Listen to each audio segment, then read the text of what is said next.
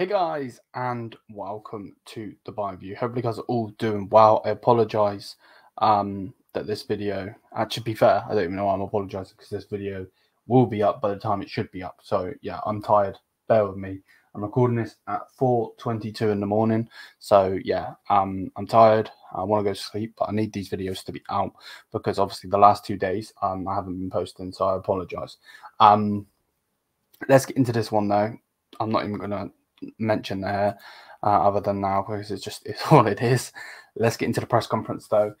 Big up to absolutely every one of you as always. Thank you for the constant support on the channel. Channel is absolutely booming.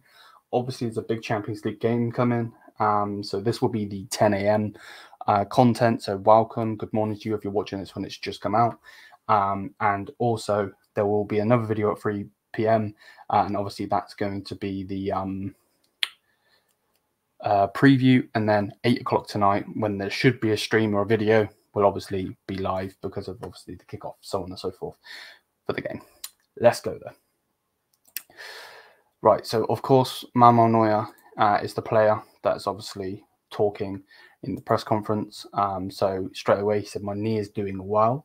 I've had a few complaints and still have slight issues, but it's nothing that stops me from training or playing, so I'm optimistic. Of course, we've got to take that. At the end of the day, no one is going to know his body like him. Like, I could say my stomach hurts, for instance, which it does, but like, you know what I mean? And then, you know, someone could be like, oh, right, but they don't know the pain, you know what I mean? So no one's going to know anything other than him, if that makes any sense. Neuer on Leverkusen, he said the defeat hasn't been fully digested yet because it was a very important game. We talked, we analysed it and addressed it clearly. The good things is that we have another game straight away. We definitely want to reach the next round. We want to make up for the things we didn't do well in Leverkusen. Well, Manuel, if that's the choice, mate, that manager needs to be sacked. Simple as that. He said we lost our ease at Bayern. We have to play with conviction and not just over 10 to 15 minutes. Small mistakes, if only I could read, throw us out of the game. That shouldn't happen. We have to learn from the mistakes as quickly as possible. Everyone is hungry to show a better performance. Everyone wants to show who we are. We want to do that tomorrow against Lazio. So basically there's going to be a reaction from what's being said. And then he was asked about Lazio. He said Italian teams can always defend well. The middle will be very compact. They will try to play out wide a lot. We know that we had problems against supposedly easy opponents. They deserve to be in the knockout phase. So he's giving them props. And then he says, we definitely would underestimate them. We have to look at ourselves and try to perform better and celebrate success together as a team. Interesting. Bloody hell, how much does Neuer speak? He said, after such a bad experience in Leverkusen, it was nice to be able to play again as quickly as possible. And we have to remember the success of the we had in the Champions League season so far and take that with us. You always have to be able to get up again after injuries, after defeats. That's what distinguishes us as a professional, which I do agree.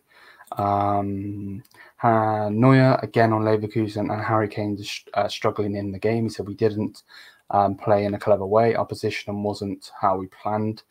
Harry Kane needs to be fed by us.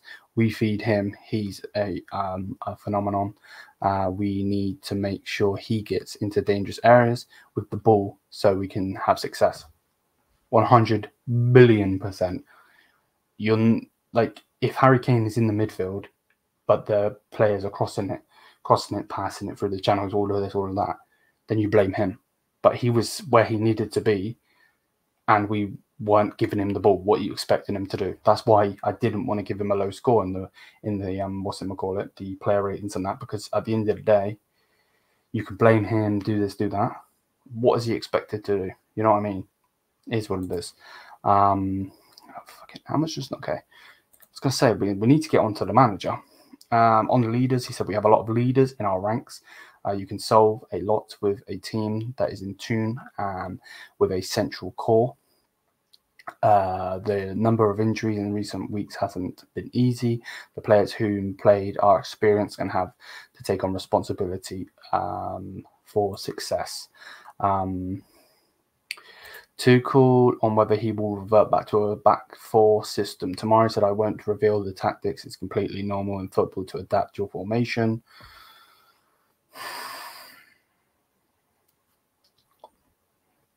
It's too early or late in the morning to be reading what this fucking clown has to say. Generally speaking, I'm not even trying to be rude or anything like that. This guy talks so much shit. It's unbelievable. And I agree with him that it is normal to change your thing, but at the same time, you don't do it in a big game like that. It's normal with the top teams. It'll be more and more important with how much joy and conviction we play. We choose an aggressive approach at the weekend. You didn't see that long enough from us. We know full well what we're doing. Does this look like a man that knows what the fuck he's doing? And if you're saying yeah, please explain in the comments. Not attacking anyone, just generally don't understand. Then he goes on to say, he was asked if Thomas Muller will start tomorrow. He said, we're playing against an Italian team. I know how smart Italian teams play. So I won't reveal anything at the press conference, but chances are good. Oh, clicked the wrong thing. And Tuchel on the statements that Thomas Muller made after Leverkusen, he said, I didn't hear it completely, but that's it. It's yeah, my dyslexia is destroying me. Diplomacy. This I can't read that. Sorry. Between training games. So basically, he's just talking about what Muller was saying, which he's basically saying we do good in training, shit in the game. Then he says it took a while until we are satisfied with the energy and the quality in training. We are now. We feel the same with the team on the pitch. It's an atmosphere that we can't take. Come on, Liam. Read the fucking thing. Energy and quality in training. We are now. We feel the same on the pitch. We feel the team on the pitch. It's an atmosphere that we currently can't take with us into the stadium. Okay, there we go. It's a kind of backpack. It's important that the process is iterated by the players. I know what that says, but I can't read. I'm sorry. Thomas also has standing. He can say that it's important that we stick with it. It's a new competition. It's a new day. Even when Bayern Munich loses, the sun will rise again. We're looking forward to the game tomorrow. Other than me absolutely butchering it because my dyslexia is killing me and I can't read, I understand what you're saying.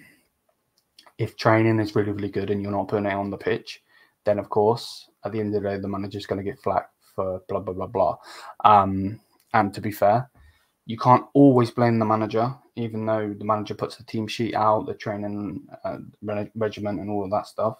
At the end of the day, if the players don't do as they're told and then we lose, the players are the ones that are on the pitch. Tuchel isn't playing. So I get it. I understand. I also understand that he's trying to bring some optimism and so on and so forth. But I don't like the fact that he's like, even when Bayern lose, we'll be okay. Like, we will, but at the same time, like, we just need to be better. Whatever. And then he was asked about Lazio. He said they are very disciplined. They are a very disciplined team. Venue very Why the fuck is he using such big words in how they do things? Are clear in their approach to pressing as ever with Maurizio Sarri. Very good manager. They keep things tight and tough to beat. I think it will be an emotional game with the fans. We need to be prepared. Jeez, if I could only speak, would be amazing. Tuchel on de Ligt and whether he's now the number 4 centre back after being dropped against Leverkusen. He said, "I don't have any numbers or rankings in my office. Matthias is one of my four. One of 4 centre backs. There's no number 1, 2, 4. Everyone is fighting for the place. Competition is that position is very intense. Everyone has the chance to play every week. It's a normal situation for Bayern Munich." Right. I get that you don't want to come out and say blah, blah, blah, blah, but you don't, to be quite honest, because you're getting paid thousands upon thousands and you don't give a shit about the fans. But my point is, what he doesn't understand is de Ligt was playing when Upamecano was injured and the Asian game thingy was going on for Kim Min-jae, right? Upper comes back, so does Kim Min-jae.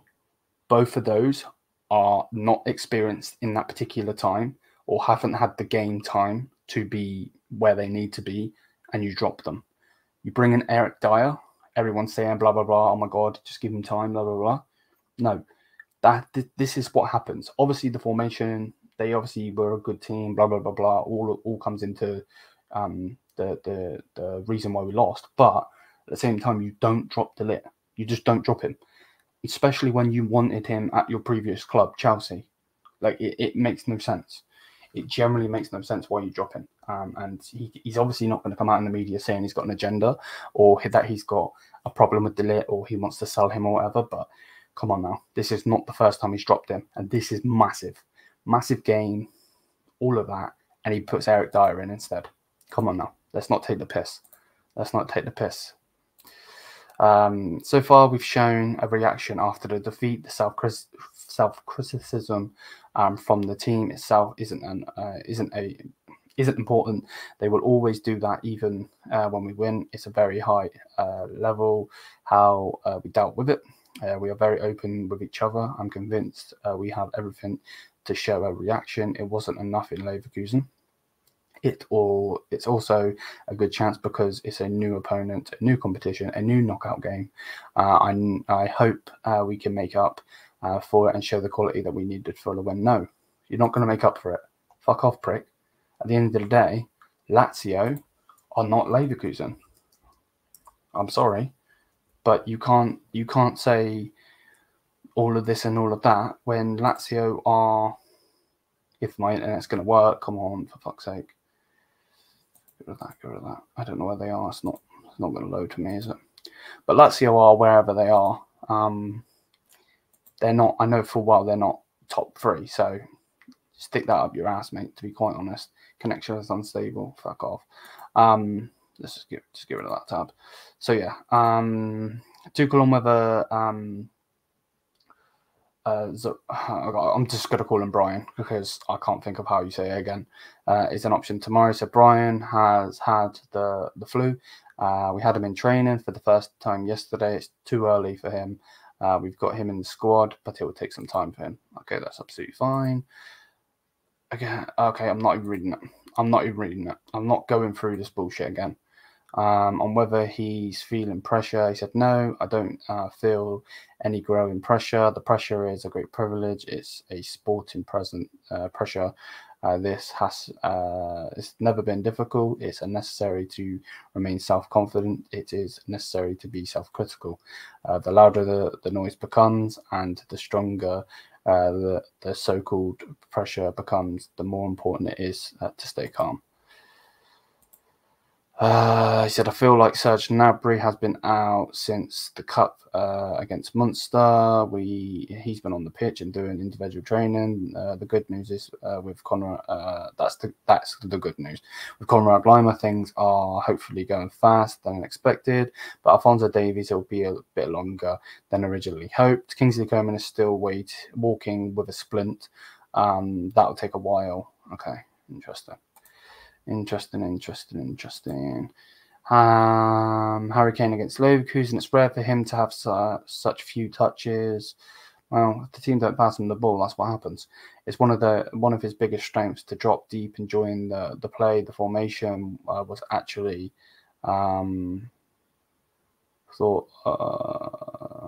but we didn't find him at all. Our play was often around a very compact Leverkusen defence. We want to have Harry Kane in the game more.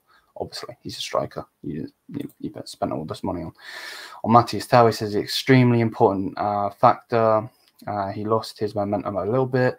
He's no longer as aggressive in the box. He no longer has the absolute urge to score on the moment. Maybe it's something to do with self-confidence. Well, no shit. If you don't play him, he's obviously not going to be confident, is he? Dum-dum. It might also to do with expecting a little bit too much of yourself. Things are getting better again. He's scoring more in training again. This is completely normal for a young player. Okay, fair enough. And I don't need to watch a video of this prick. It's bad enough he's my fucking manager. Where is this fucking thing? I want to read this because this is pissing me off.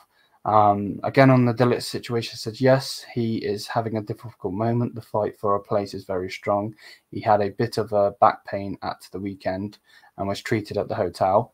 Fuck off. Don't fucking lie to me, because there was a fucking quote put out there by Dillet, or an interview, that he basically said, "Are you 100% fit?" And he said yes.